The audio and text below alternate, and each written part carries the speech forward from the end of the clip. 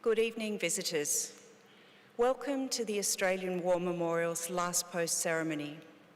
My name is Emily Hiles, and joining us today from the Australian Army is Warrant Officer Class 1 Joanne Davey. Today marks the 75th anniversary of the sinking of the Tamahoko Maru.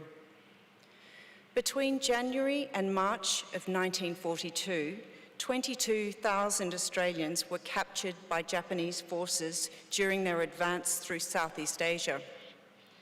Once captured, prisoners of war were formed into work parties to provide forced labour for the Japanese army.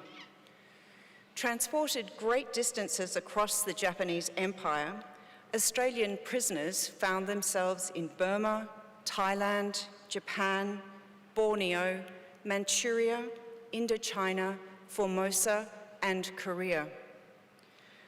While the horrific experiences of the Burma-Thailand Railway and Sandakan are well known, the most dangerous period for a prisoner of war came during transportation. Those transported across the seas suffered from overcrowding, sickness, and disease. While some journeys were short, the longest voyage lasted 70 days. To the prisoners of war, the transport ships on which they were herded became known as hell ships. Over 1,000 prisoners might be crammed into space suitable for just a few hundred. Prisoners were given little food and water, and there was a lack of adequate sanitation facilities. Another threat was posed by Allied submarines.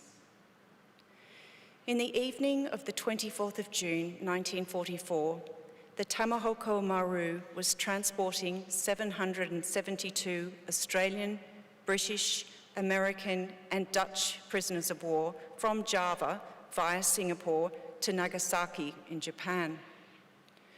The ship, which was also transporting copper ore, was part of a convoy that was just 2 hours away from its destination. Distant lights from the Japanese shore could be seen from the decks of the Tamahoko Maru, sparking celebration amongst the crew, who began singing and drinking toasts to their safe arrival. The celebration was interrupted when a torpedo fired by a waiting American submarine, USS Tang, hit its target and lit up the night sky. The Tang fired 6 torpedoes in all, and within minutes, a tanker, a freighter, and 2 cargo ships had been hit and were sinking. 560 prisoners of war aboard the Tamahoko Maru were killed, 190 of whom were Australian. Survivors were picked up by Japanese boats, and they continued to Nagasaki and were sent to prisoner of war camps in Japan. Many of the Australians killed in this incident were members of the Tasmanian-raised 2nd 40th Battalion, which had been captured during the fall of Timor. The sinking of the Tamahoko Maru was one of several occurrences of Japanese ships transporting Australian prisoners of war being sunk by Allied submarines. As we commemorate those who died during the sinking of the Tamahoko Maru, we also remember those who died during the sinking of the Montevideo Maru on the 1st of July 1942, the Harugiku Maru on the 26th of June 1944, and the Rakio Maru on the 12th of September 1944. Over 1,800 Australian prisoners of war and approximately 19,000 Allied prisoners of war in total died as a result of Japanese ships transporting prisoners being sunk by Allied submarines. Today we remember the sinking of the Tamahoko Maru. We pay our respects to the men and women commemorated here on the Roll of Honour and to the survivors who returned home. This evening, we warmly welcome the family of Private Mervyn George Aikman, whose story will be told shortly. We welcome the veterans who have served, those that are still serving, and the families that love and support them. The live stream of this ceremony is made possible by the Returned and Services League of Australia and the RSL and Services Club Association. We welcome members who are watching the broadcast of this ceremony across Australia.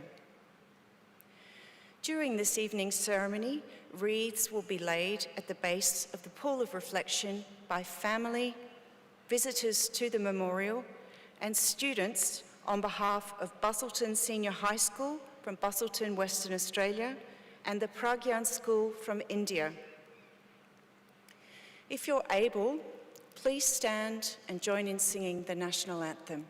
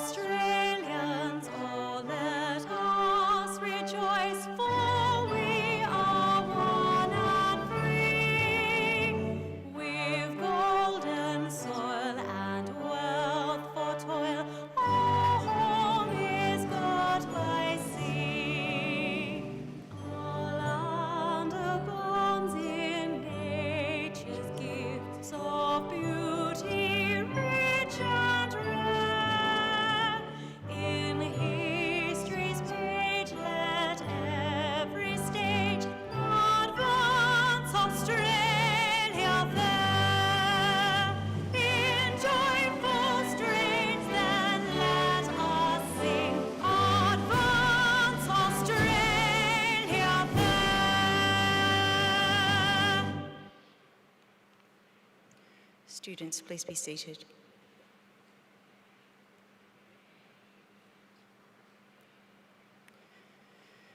The Australian War Memorial was the vision of Charles Bean, Australia's First World War official historian. Bean landed with the Australian troops on Gallipoli and stayed with them at the front through to the end of the war. The idea of this national memorial and museum came to him at Pozières, France, in the depths of the bloody fighting of 1916. Bean's idea was that this would be a place where family and friends could mourn loved ones buried in faraway places. It would also be a place that could help all Australians understand what these men and women had endured and what they had done for us. Bean's vision, to which we remain true, is best expressed as inscribed in the entrance to the memorial's galleries. Here is their spirit, in the heart of the land they loved. And here, we guard the record which they themselves made. Tonight, we will read the story behind just one of those on the Roll of Honour, which lists the names of more than 103,000 men and women who have given their lives for us in war and on operations for more than a century. But first, we present a lament, Flowers of the Forest. Wreaths and floral tributes will now be laid at the base of the pool of reflection.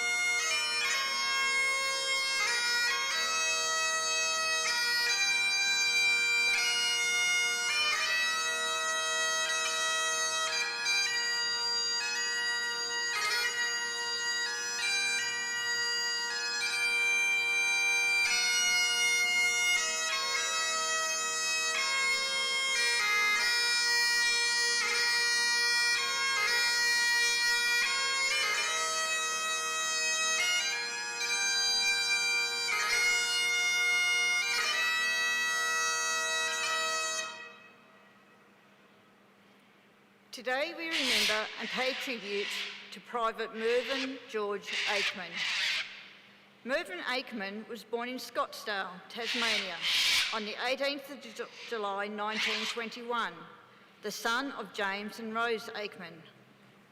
He grew up in nearby Cremona and went on to work as a farm labourer, as well as serving in the 22nd Light Horse, a Tasmanian militia unit that had originally been formed before the Boer War.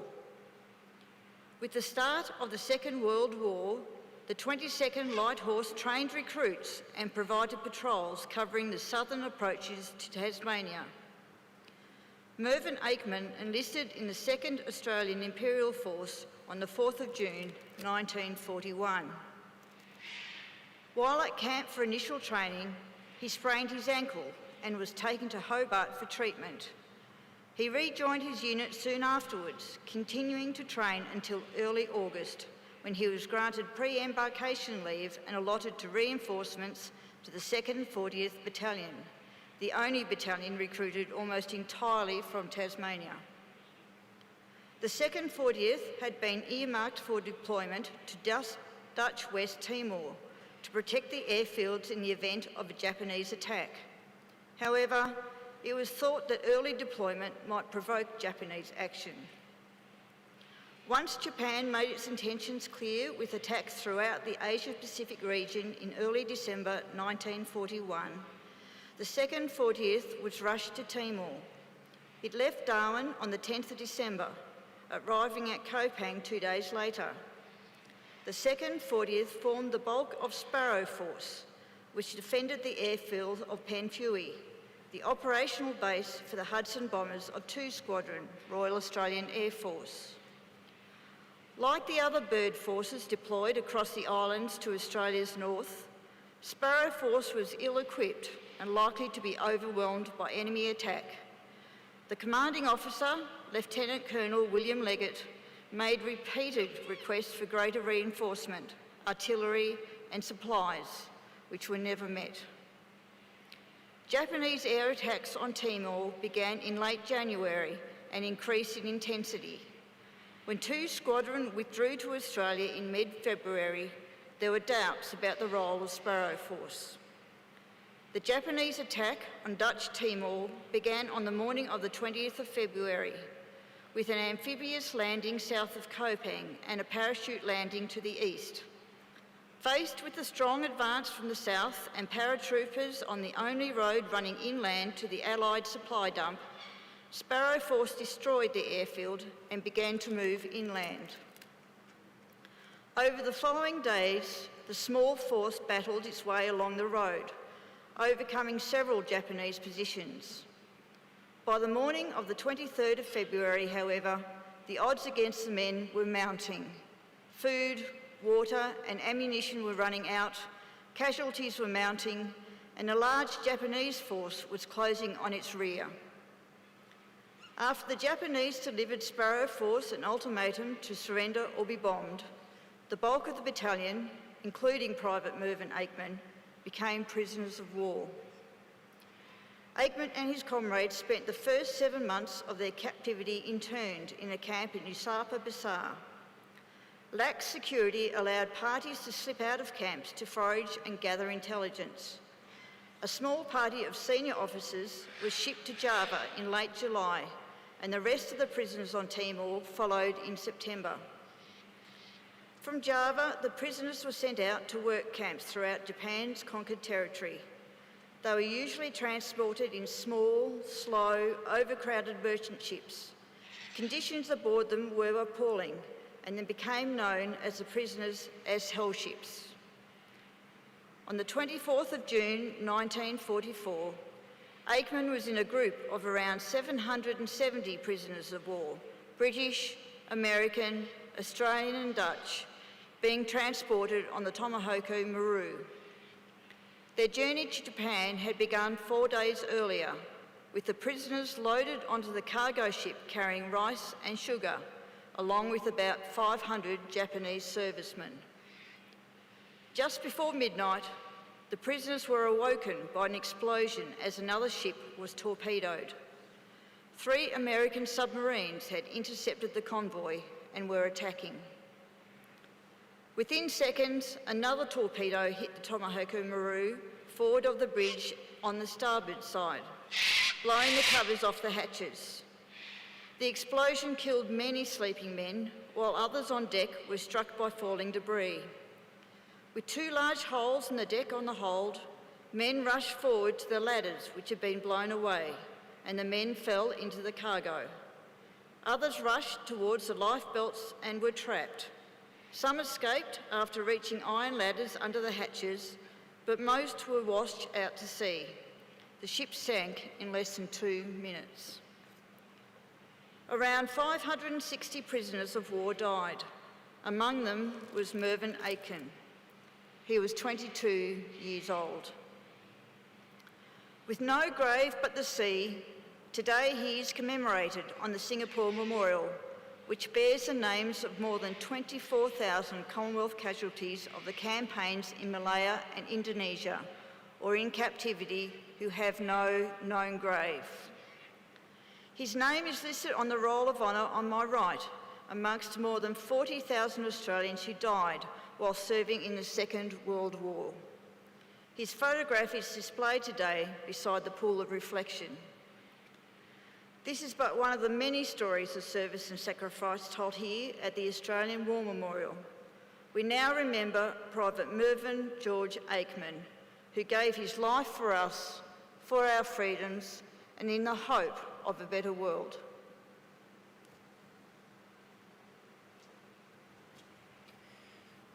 Please stand for the reading of the Ode and the sounding of the last post.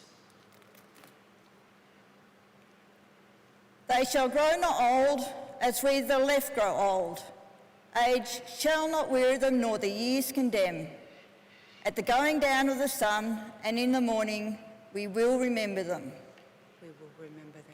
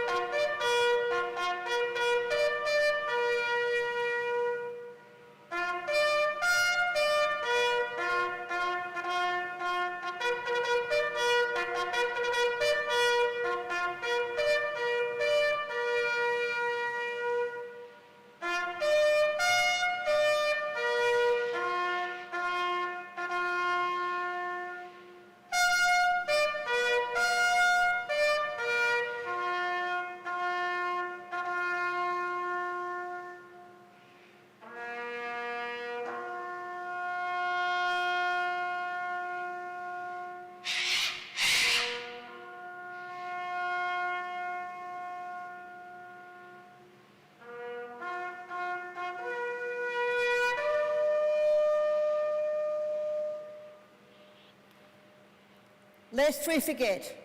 Lest we forget.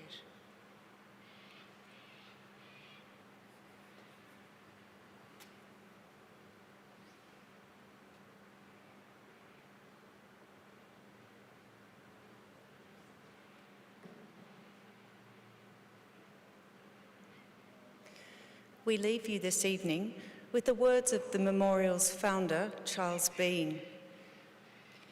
Many a man lying out there at Pozier or in the low scrub at Gallipoli, with his poor, tired senses barely working through the fever of his brain, has thought in his last moments, well, it's over. But in Australia, they will be proud of this. Ladies and gentlemen, that concludes the last post ceremony. On behalf of our director, staff and volunteers, thank you for visiting the Australian War Memorial today and for your continued support of the Memorial's development project. We wish you all a very pleasant evening.